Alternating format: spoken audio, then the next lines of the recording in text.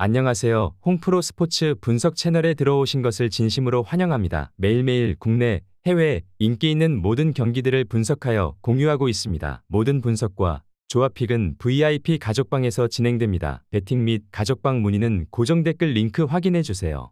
9월 28일 해외 축구 5경기 분석 시작하겠습니다. 첫 번째로 라치오 대 토리노 경기 알아보겠습니다. 먼저 라치오는 지난 경기에서도 몬차를 상대로 무승부, 올 시즌 중하에서의 장악력이 떨어지며 임모빌레도 직격탄을 맞아버린 상황인데 토리노도 중앙에서 버티는 힘이 매우 좋은 편이라는 점을 감안한다면 이번 경기에서도 라치오가 확실하게 득점력을 보여줄 수 있을지는 미지수다. 이어서 토리노는 일단 리치, 라도니치 등 미드필더진의 퀄리티와 전진성은 상당히 좋은 편이다. 오히려 라치오가 보여주는 퍼포먼스보다도 더 낫다고 볼 여지가 있을 것이다. 다만 중원 전력이 컨디션을 장담할 수 없으면 뻥축으로 경기가 진행된다는 점은 감안해야 하나 라치오의 중원을 상대로 밀리지 않는 경기를 보여줄 수 있을 것으로 본다. 라치오를 토리노가 잘 상대할 수 있을 것으로 보인다. 일단 라치오의 중원 전력이 지난 시즌에 비하면 떨어진 편이고 토리노의 단단함을 라치오가 잘 공략하는 양상도 아니었다. 토리노의 공격력을 생각해보면 근소한 차이로 라치오의 손을 들어주고 싶다. 저득점 경기가 예상되기에 언더 또는 라치오 승리를 추천합니다. 두 번째로 나폴리 대 우디네세 경기 알아보겠습니다. 먼저 나폴리는 우디네세전마저 반전을 만들지 못한다면 루디 가르시아 감독의 거취가 상당히 위험해질 전망이다.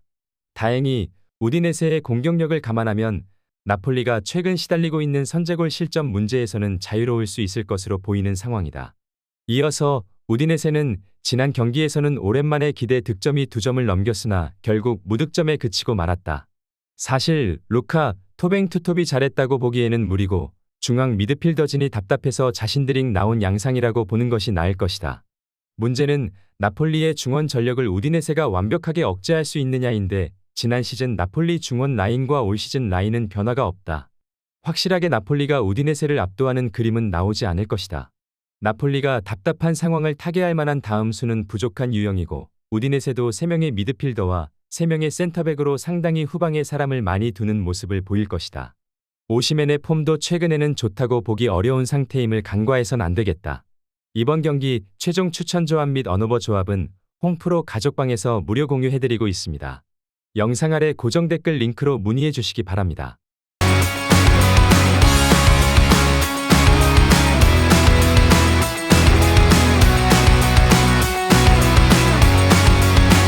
세 번째로 첼시 대 브라이턴 경기 알아보겠습니다. 먼저 첼시는 리그컵에서 주전들이 총 출동한다고 하더라도 이 전술이 계속되면 하락세가 지속될 가능성이 높다는 전망이다. 특히 박스 안에서의 인원이 고질적으로 부족하다는 문제와 공격진 중 스털링을 제외하면 폼이 전반적으로 좋지 못하다는 문제가 있다. 이어서 브라이튼은 지난 경기에서 미토마와 머치를 선발해서 뺐다. 주중 경기로 인한 리스크를 줄이는 모습이었는데 덕분에 전반전 경기는 매우 루즈한 상황이었지만 미토마가 투입된 후반에는 완전히 달라진 모습을 보였다. 결국 이 경기에서 미토마가 선발로 돌아오게 된다면 우리가 알던 브라이튼의 모습을 보여줄 가능성이 높다.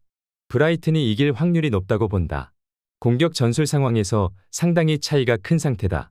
박스 안에서 더 위협적인 모습을 보여주는 쪽은 현재까지는 브라이튼에 가까울 것으로 본다. 물론 첼시의 수비진 폼은 좋아 보이지만 결국 두들겨 맞기만 하면 결국에는 바위도 뚫리는 법이다. 다득점 경기가 예상되기에 오버 또는 브라이튼 승리를 추천합니다. 네 번째로 브렌트포드 대 아스날 경기 알아보겠습니다. 먼저 브렌트포드는 토니의 이탈을 은베모 등이 고군분투하며 제 몫을 하는 상황이지만 지난 시즌에 비해 효율적인 공격 성과로 이어지는 경우는 많지 않다. 다만 미드필더진의 압박으로 아스날을 답답하게 만드는 경우는 상정해야 하는데 아스날이 로테이션을 돌리는 경우에는 상대 압박에 대응하는 능력이 상당히 떨어지는 편임을 잊어선 안 되겠다. 이어서 아스날은 빡빡한 경기 일정 때문에 이 경기에서는 로테이션 비중이 상당히 높을 것이다. 조르지뉴, 비에이라 등의 선수들이 미드필더 주전으로 나올 가능성이 있다. 다만 비에이라는 여전히 피지컬적인 문제로 인해서 압박을 견디는 것을 어려워하고 있고 조르지뉴는 지난 경기에서 실수로 동점골을 허용하게 한 원흉이다. 브렌트포드의 공격성이 많이 깎이기는 했어도 여전한 압박은 아스날의 백업 미드필더들의 약점을 공략할 수 있는 요소가 될 것이다. 미드필더진이 막히면 은케티아 같은 공격수들도 크게 고전할 가능성이 높다. 이번 경기 최종 추천 조합 및 언오버 조합은 홍프로 가족방에서 무료 공유해드리고 있습니다. 영상 아래 고정 댓글 링크로 문의해 주시기 바랍니다.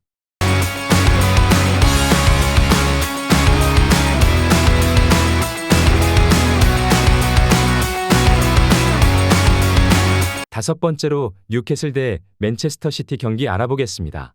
먼저 뉴캐슬은 지난 경기에서는 셰필드를 대파 다만 브라이튼, 맨시티, 리버풀 등 라인을 끌어올려 공격적으로 나서는 팀에게는 실점이 제법 나오는 모습이다. 미드필더진과 수비진의 벌어진 공간을 이용할 수 있는 전술적인 역량을 가진 팀에게 좀 약한 편인데 맨시티의 스쿼드는 상화ing 얇다고는 하더라도 뉴캐슬의 실점 가능성을 낮게 보기는 어려운 이유다. 이어서 맨시티는 일단 로드리의 공백을 메우는 실험적인 빌드업 체계를 실험할 듯하다.